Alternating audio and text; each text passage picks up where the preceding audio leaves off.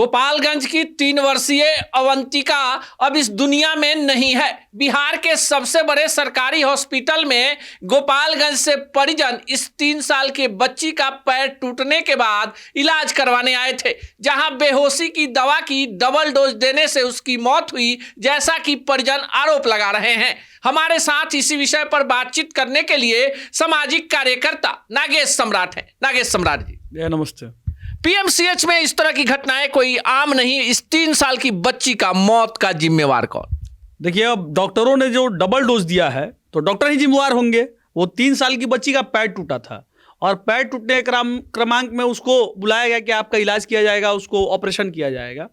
तो ऑपरेशन के क्रम में आपने उस 3 साल की मासूम बच्ची को डबल डोज एनेस्थीसिया का देंगे, जिसको बेहोश करने के लिए दिया जाता है। तो लोग एक डोज में बर्दाश्त सीनियर लोग कर जाते हैं, तो बच्ची है, आप उसको डबल डोज दे दिएगा तो वो बर्दाश्त के बाहर हो गया और उसका मतलब समझिए कि हत्या हुआ है, उसको मार ही दिया गया है। और उनके जो परिजन है, सतीश राय उनके पिता का नाम है, उन्होंने ये आरोप लगाया है और दैनिक जागरण ने भी ये दिखाया है, न्यूज़ 18 में भी दिखाया है कि भाई ऐसा ऐसा घटना वहाँ हुआ है। इस पर मनीष कश्यप शुरू से आवाज़ उठाते रहे हैं। पीएमसीएच में एक और बहन को बचाने के लिए मनीष कश्यप गए थे तो उन पर जानलेवा हमला किया गया था। इस विषय को लेकर के बार बार आवाज़ उठाने वाला मनीष कश्यप को टारगेट किया गया था बिहार गवर्नमेंट के द्वारा, और टारगेट करने के बाद आज भी स्थिति पीएमसीएच की वही है। आज से 10 दिन पहले भी वहाँ पे मारपीट हुआ था और उससे पहले भी कुछ दिन पहले मारपीट हुआ था। तो ये क्रियाकलाप जो है पीएमसीएच का रुकने वाला नहीं है।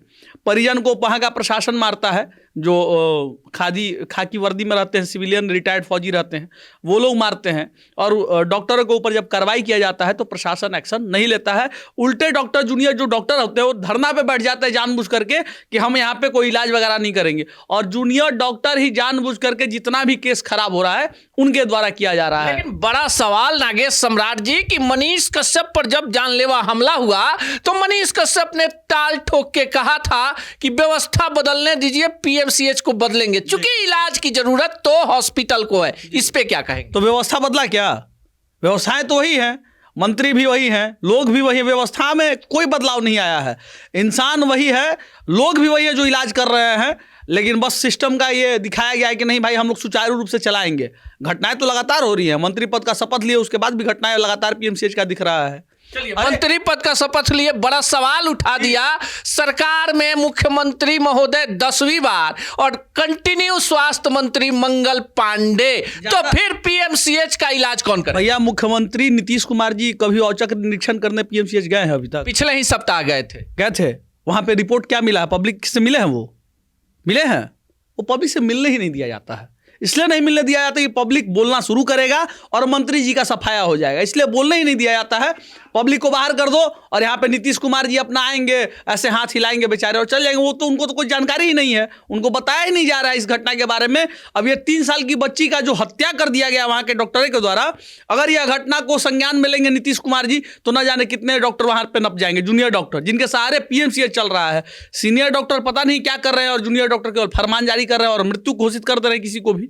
हम तो पीएमसीएच में कोई इलाज के लिए कहता तो पहले ही कहते कि भैया मरना है आपको तब पीएमसीएच जाइएगा, जिंदा रहना है तो कर्जा लेकर के प्राइवेट अस्पताल चलिए, पीएमसीएच मत जाइए। चलिए, लेकिन अब सवाल बढ़िया उठा दिए हैं। मनीष कश्यप पर हमला हुआ तो माना गया कि मनीष कश्यप जो है पॉलिटिकल आदमी है। उसके 10 दिन के बाद कांग्रेस के वर्तमान अध्यक्ष और उस समय के विधायक रहे राजेश राम के साथ धक्का मुक्की हुई तो पॉलिटिकल इशू बना, कुछ लोगों को निलंबित किया गया। आपको लगता है कि केवल थूक चाटने से इस सिस्टम को बदल देंगे सरकार? उस समय रेप का जो घटना हुआ था वह भी घटना यहाँ पे आया था, कोई जांच नहीं किया जा रहा था और लगातार कांग्रेस के नेता लोग भी आवाज उठा रहे थे लेकिन कुछ हुआ नहीं था। तो नेतागिरी तो अलग विषय पे है। आप और हम जैसे सामाजिक लोग भी वहां जाते हैं ना तो उनको मार पीट के ठीक कर दिया जाता है। आप चिल्लाते रह जाइए, आपका सर फट जाएगा, एफआईआर करने जाइए, डॉक्टरों पे कोई कार्रवाई नहीं होता है क्योंकि उनके पास एक कलम का ताकत है कि धरना पे बैठ जाएंगे, वो कलम का ताकत उसको कहेंगे, धरना पे बैठ जाएंगे, इलाज नहीं करेंगे। अब लीजिए, सारा सिस्टम मेडिकल का ठप हो जाता है।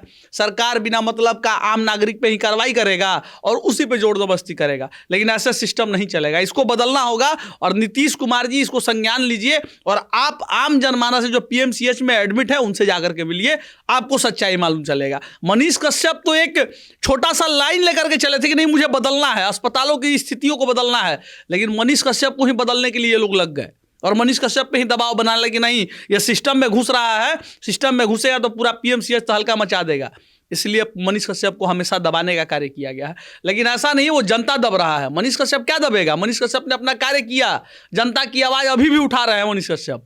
लेकिन वो जनता जो बार बार मार खा रहा है, उसके लिए अब बोलेगा कौन, लड़ेगा कौन? आपने उस व्यक्ति को सदन में भी नहीं पहुंचाया। मनीष कश्यप जैसा युवा, इतने सारे लोग हैं जो लड़ाई लड़ते हैं आपके हक की, आप वैसे लोगों को दरकिनार कर दिए। तो भोगिए, भोगना आपको है, पब्लिक को भोगना है। मनीष कश्यप को नहीं भोगना है, पब्लिक को भोगना है। 3 साल की अवंतिका किसी नेता की रिश्तेदार होती, कोई बड़े अमीरजादे की बेटी होती, तो बड़े हॉस्पिटल में या पीएमसीएच में उसका बेहतर इलाज होता।